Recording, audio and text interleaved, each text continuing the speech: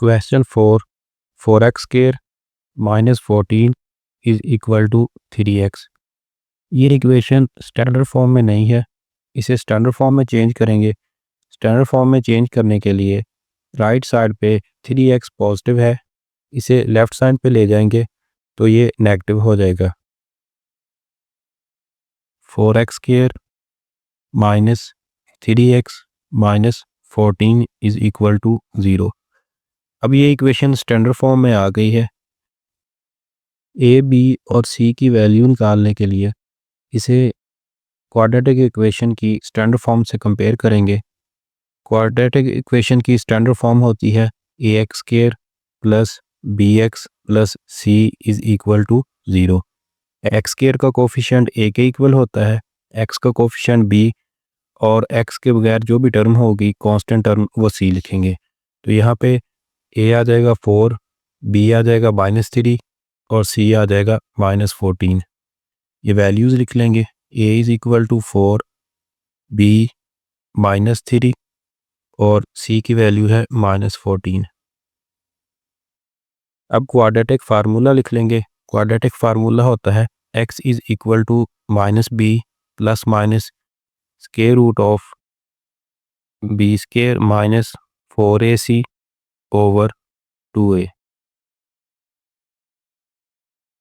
अब ए, बी और सी की वैल्यूज़ यहाँ पे पुट कर देंगे। ए की वैल्यू 4, बी की वैल्यू -3 और सी की value -14। X is equal to minus B की जगह पे उसकी value -3 plus minus square root of B की वैल्यू -3 इसका स्क्वायर -4। ए की जगह पे उसकी वैल्यू लिख लेंगे 4 और सी की जगह पे उसकी वैल्यू आ जाएगी -14 ओवर 2। ए की जगह पे उसकी value 4। X is equal to minus minus से मल्टीप्लाई होके प्लस आ जाएगा 3 प्लस माइनस -3 का स्क्वायर लेंगे +9। ये माइनस और ये माइनस आपस में मल्टीप्लाई होके प्लस 4 को 4 से मल्टीप्लाई करेंगे 16 और 16 को 14 से मल्टीप्लाई करेंगे तो आंसर आ जाएगा 224 होल स्क्वायर रूट ओवर 2 को 4 से मल्टीप्लाई करेंगे तो आंसर आएगा 8।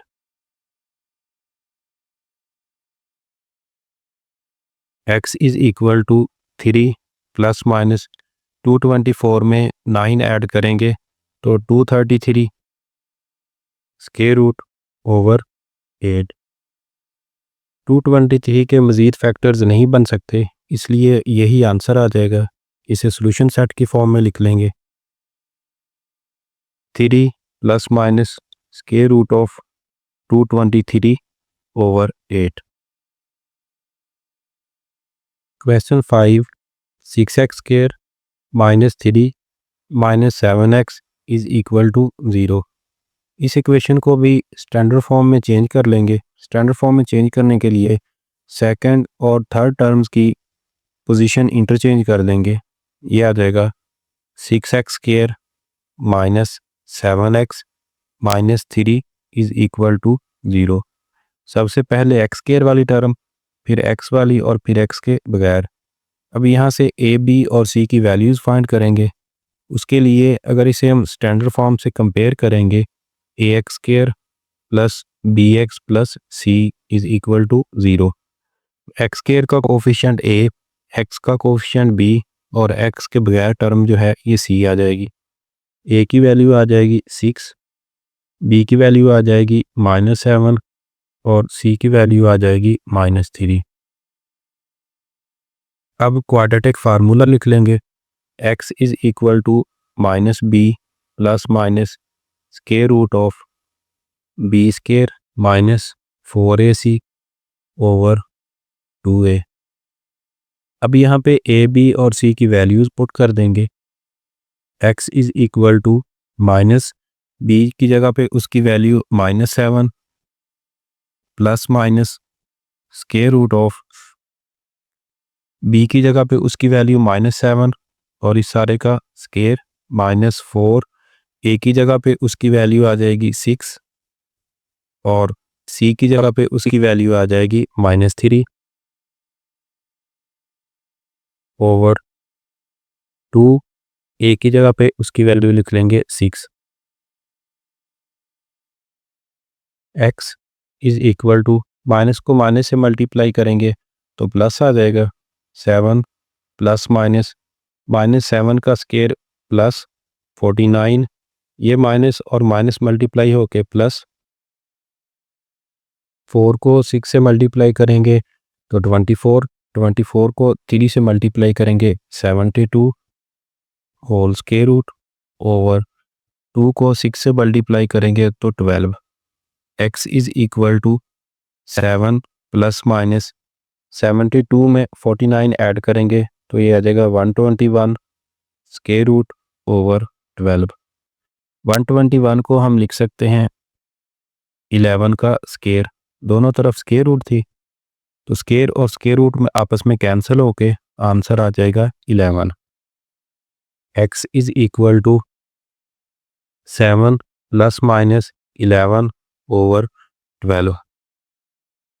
अब एक्स के यहाँ पे दो आंसर आ गए हैं, एक बार 11 को हम प्लस लिख लेंगे और एक बार 11 को minus. X is equal to 7 plus 11 over 12। X is equal to 7 minus 11 over 12। एक बार हमने 11 को प्लस और एक बार इसको माइनस लिख लिया। एक्स इज इक्वल टू 11 में 7 ऐड करेंगे तो 18 over 12। X is equal to, बड़ी रकम के साथ इलामत माइनस की है, 11 से 7 को माइनस करेंगे तो ये आ जाएगा 4 ओवर 12। अब इनको कैंसिल कर लेंगे, ये दोनों टर्म जो हैं ये 6 पे डिवाइड हो जाएंगी। X is equal to 6 2s are 12 and 6 3s are 18 तो ये आ जाएगा 3 over 2। X is equal to minus, ये दोनों 4 पे डिवाइड हो जाएंगी, 4 1s are 4, 4 3s are 12, 1 over 3। X के दो आंसर आ गए हैं, 3 ओवर 2 और -1 ओवर 3 और यही इसका सॉल्यूशन सेट आ जाएगा। Solution set 3 over 2 -1 over 3। Question 6, 3x square plus 8x plus 2 is equal to 0। ये इक्वेशन स्टैंडर्ड फॉर्म में दी गई है।